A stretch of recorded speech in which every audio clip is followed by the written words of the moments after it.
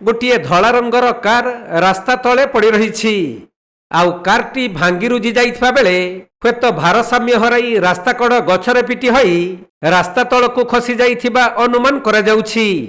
हेले सही car निकटरे driver की कहीं लोक नथिले। तेणु स्थानीय लोक माने दुर्घटनाग्रस्त कारटी को देखि पुलिस को खबर देइथिले। पुलिस पहुंची कारटी को जबत करी तदंत करुछि। एपरी घटना कटक मुख्य रास्ता बांकी गुड़ीसाई पुरी केनाल रास्ता रे देखिबाकू मिलिछि। मुंडली निकट रास्ता कड़ गछरे कारटी पिटी होई सीधा तलकू खसी जाइथिला। स्थानीय लोक माने कार निकटरे काहाकू देखिबाकू न पाई गुड़ीसाही फांडी को जणाइथिले। तेणु पुलिस पहुंची कारटी को जबत करी तदंत करुथुवा बेले कारटीर पछ डिकी खुला रहिथिबारु हुएत कौनसी निशाद्रव्य चालाण हेउथिला बोली अनुमान करा जाउछि।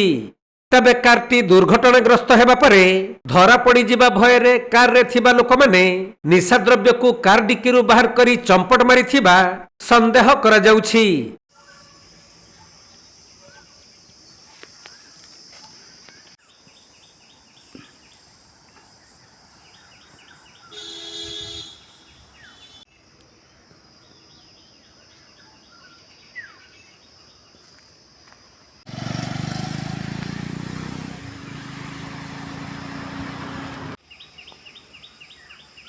कटक जिला प्रतिनिधि राजेश कुमार साहू रिपोर्ट, कोणार्क लाइव।